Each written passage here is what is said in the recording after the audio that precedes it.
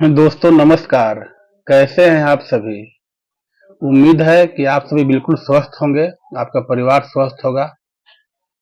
दोस्तों, प्रधान शिक्षक या प्रधानाध्यापक जो नवनिर्मित हमारे शिक्षक साथी हैं, तो मेरा एक वीडियो आया था कि प्रभार कैसे लेना है।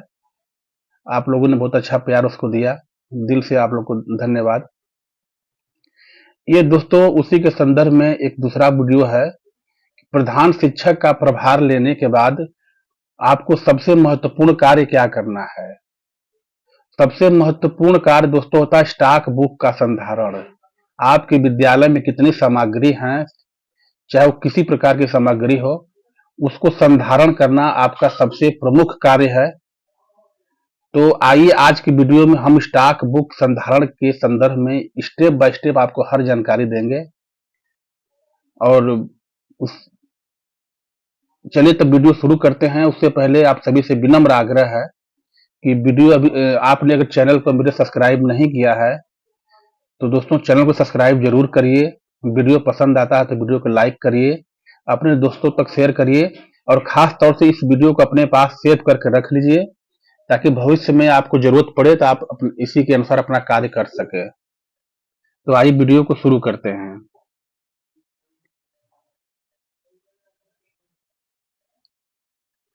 दोस्तों, भंडारण पंजी या स्टॉक रजिस्टर का संधारण कैसे करें, क्या होता है स्टॉक रजिस्टर, पहले ये जानते हैं। तो स्टॉक रजिस्टर क्या है। तो सुचारू रूप से आय व्यय के विवरण की जानकारी रखने के लिए आवश्यक दस्तावेजों में भंडारण पंजी स्टॉक रजिस्टर का महत्वपूर्ण स्थान है। जिस तरह से विद्यालय में रोकड़ बही, खाता बही, लेजर के अलावा वाउचर फाइल का संधारण किया जाता है, उसी तरह से भंडारण पंजी स्टॉक रजिस्टर का भी संधारण करना अति आवश्यक है। स्टॉक पंजी कितने प्रकार की होती हैं, यानी स्टॉक रजिस्टर कितने प्रकार की होती हैं। तो स्टॉक रजिस्टर दो प्रकार की होती हैं।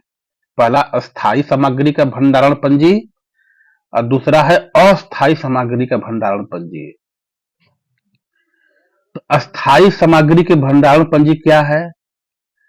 स्थायी सामग्री की भंडारण पंजी में उन सामग्रियों को दर्ज किया जाता है जो संस्था या विद्यालय में लंबे समय के लिए क्रय की जाती हैं, अर्थात वे सामग्री उपयोग के बाद यथावत बनी रहती हैं। ऐसी सामग्री बहुत जल्द नष्ट या खराब नहीं होती हैं। स्थायी सामग्री के उदाहरण जैसे फर्नीचर है, पहला टेबल, कुर्सी, डेस्क, बेंच, अलमीरा, संदूक, पेटियां, कबर्ड, जूता, चप्पल, स्टैंड आदि, ये फर्नीचर हो गया। शिक्षण सामग्री में स्थायी सामग्री क्या होती है। मॉडल, ग्लोब, नक्शे, chart, black, green board, notice, flannel board, विज्ञापन किट, गणित kit, geometry box, flash board, अंक, अक्षर card, roller board, pocket board, कठपुतली इत्यादि, ये शिक्षण सामग्री हो गई। तीसरा हो गया खेल कूद सामग्री, जैसे cricket kit, volleyball kit, football, double latching, badminton, net, रस्सी, रिंग इत्यादि, ये सब खेल सामग्री होगी। स्थायी सामग्री के उदाहरण, स्थायी सामग्री के उदाहरण दोस्तों जैसा कि हमने इस संदर्भ में आपको वीडियो बनाया है, इसको एक बार फिर से देख लीजिए नाम डिटेल में। नामांकन पंजी, जन्म तिथि पंजी, परीक्षा फल पंजी, इसमें मासिक, त्रैमासिक, अर्धवार्षिक, वार्षिक सभी शामिल हैं। उपस्थिति पंजी में शिक्षक, छात्र सभी शामिल हैं। वित्तीय अभिलेख पंजी, कैश बुक, खाता बही, भंडारण पंजी, वाउचर फाइल इत्यादि। बैठक प्रस्ताव पंजिकाएं, मध्याह्न भोजन पत्रिकाएं, निरीक्षण पत्रिकाएं इत्यादि, ये सब अस्थायी सामग्री के ही उदाहरण हैं दोस्तों। इलेक्ट्रॉनिक उपकरण, पंखा, cooler, TV, radio, tape recorder, computer set, printer, loudspeaker set, bulb, power supply board, DVD इत्यादि, ये सब इलेक्ट्रॉनिक उपकरण की स्थायी सामग्री हैं। स्टेशनरी में क्या हो जाएगा दोस्तों, colour, scale, calculator, stapler, pen stand, कैंची, कैलेंडर इत्यादि। ये सब स्टेशनरी का स्थायी सामग्री हो गया। बैठक व्यवस्था एवं सजावट, जैसे अभिभावक मीटिंग होती है कभी कभी, या फिर शिक्षा समिति की बैठक हो गई, उसमें उसके लिए है ये दरी, टाटपट्टी, गद्दे, पर्दे, पोस्टर्स, फोटो इत्यादि। मध्याह्न भोजन संबंधित क्या हो गया? पतीला, चम्मच, तसले, थालियां, गिलास, जग, बाल्टी, कप सेट, छन्नी, छिलनी, हंसिया, चाकू, गैस सिलेंडर, टंकी इत्यादि। ये सब मध्याह्न भोजन संबंधित हो गया। पुस्तकालय संबंधित क्या हो जाएगा?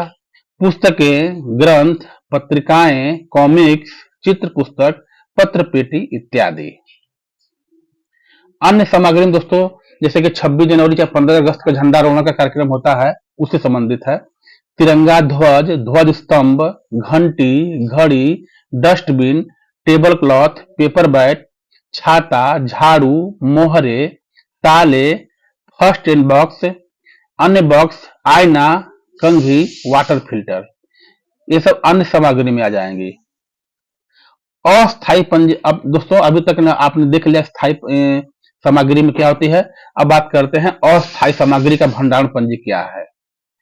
इसके अंतर्गत वैसी सामग्री आती है जिनका एक बार प्रयोग करने के बाद दोबारा प्रयोग नहीं किया जाता है, दोबारा उपयोग नहीं किया जाता है, अर्थात एक बार के ही प्रयोग करने से के बाद वह सारी सामग्री नष्ट या खराब हो जाती हैं, उन्हें अस्थायी सामग्री कहते हैं। अस्थायी सामग्री के उदाहरण रंगीन पेपर, नंबर 1 है रंगीन पेपर, पतंगी paper, water colour, sketch pen, colour pencil, drawing book इत्यादि। दूसरा क्या है? कोस कागज, carbon, pin, stapler, pin, chalk duster, slate pen, pencil, rubber cutter, उत्तर पुस्तिकाएं, गोंद, टेप, रंगीन टेप, पुस्तकें, स्याही इत्यादि। तीसरा चावल दाल, मसाले, तेल, सब्जियां, स्व अल्पाहार, नमकीन, मीठा फल इत्यादि।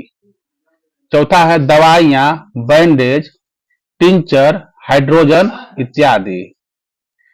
स्टॉक रजिस्टर के प्रमुख कॉलम, जब स्टॉक रजिस्टर आप दोस्तों बनाएंगे या फिर बाजार से खरीदेंगे तो उसमें प्रमुख रूप से कौन कौन से कॉलम होने चाहिए, आइए उसके विषय में बात करते हैं।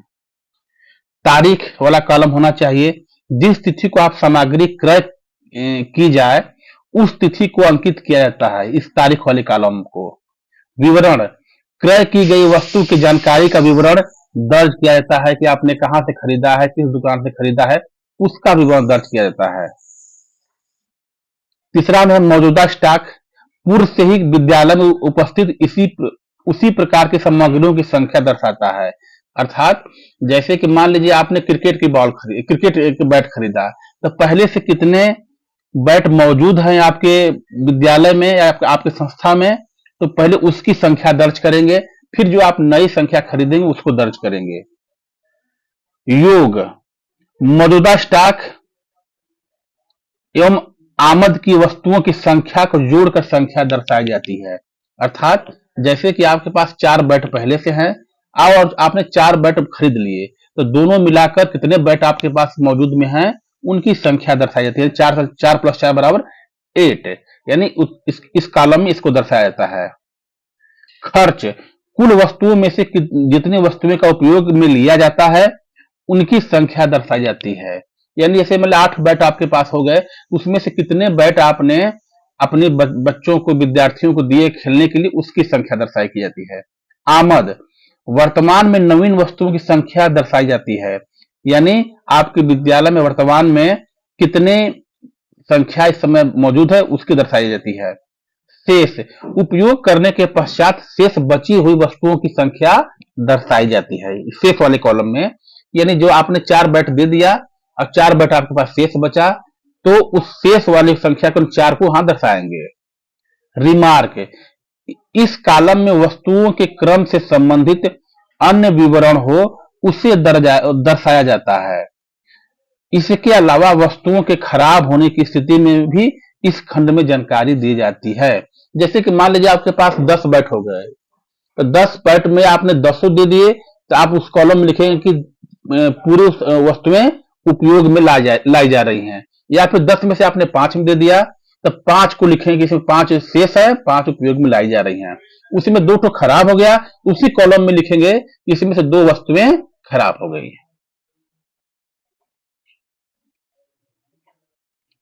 दोस्तों ये देखिए, मैं आपको दिखाता हूं।